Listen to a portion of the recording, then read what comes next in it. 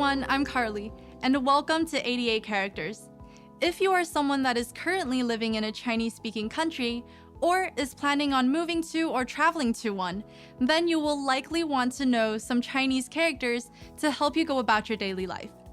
Now, of course, some people would choose to get by with hand gestures, but I guarantee you that with these characters, it will make your life significantly easier, and you will feel a lot more confident walking around.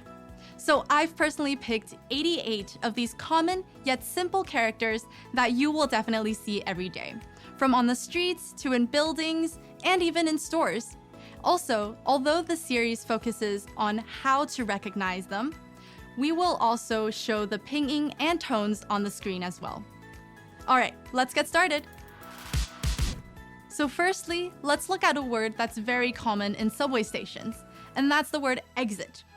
出口 出口. So the first character, 出, means to go out. And you can see this as two pitchforks stacked on top of each other. And next, 口 is an opening. Now we also use this character to represent a mouth for other characters as the radical, and that would be the mouth shape. But for writing consistencies, some Chinese words have evolved into having straight angles or corners. Because imagine if everyone tried drawing a circle or drawing a mouth shape, none of them would look the same. So you'll see this to be the case for other characters as well as we go on about the series. And logically, the next word would be entrance, which is 入口. 入口. So the ko character is the same as before, so we would know that it is just another opening. But this time, of course, it's to enter, which is this character, 入. Now, depending on the font, we might not be able to see as obviously, but if we look into the details, we can see that the right stroke is actually sticking out. Now, this detail is very important, because if we accidentally have the left stroke extended, then that would turn into another character. And that character actually appears in our next word. So this next word is pedestrian sidewalk. Now this is a little bit of an outlier in our episode because this one has three characters.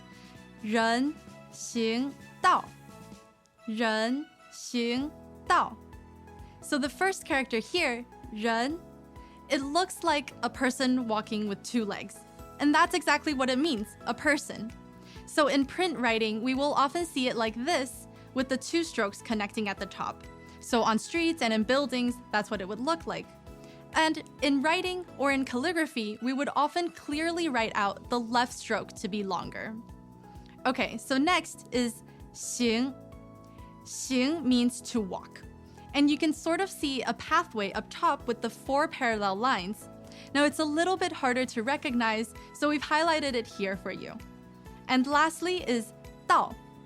道 is a little bit ironic because it means a large boulevard or a larger pathway.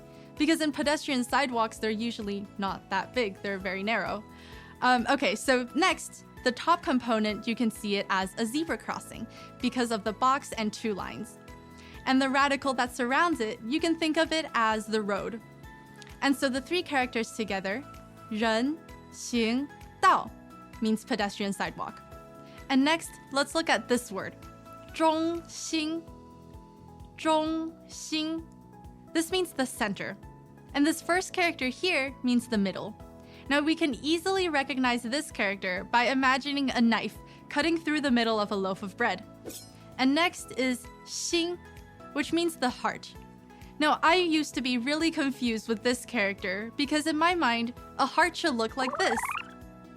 But then after I looked at a real organ, like this, then I could see the three dots around as the main arteries, which was then easier for me to compare. Welcome back to another installment of Chinese Pod Trivia. And the question for you is, for what test does Chinese Pod offer preparation services for? Is it A, the polygraph, B, the colonoscopy, C, the HSK test, or D, the CAT scan? The CAT scan? Ooh, sorry, that is incorrect. The correct answer is C, the HSK test. That's right, Chinese Pod will thoroughly prepare you to pass this rigorous test of proficiency in Chinese. ChinesePod.com/HSK. So 中心 together means center. Now, we often see this term in names of important spots, such as visitor centers or information centers, like places that we would need to look for. And we would also see this in names of buildings, such as the World Trade Center. Okay, one last word before we go. 下次见. 下次见. Can you guess what it means? I mean, it's at the end of the video. Okay, so 下次 means next time, and 见 means to see. So if you put it all together, it means see you next time. And I hope to see you back here on 88 Characters next time. Bye! As usual, ChinesePod provides an extensive selection of learning materials for this lesson on its website, www.chinesepod.com. You can access this lesson directly with the lesson number 4571. So just go to www.chinesepod.com/4571 71. and you will find a transcript, vocabulary, and much more. The link again, www.chinesepod.com/4571. 4571.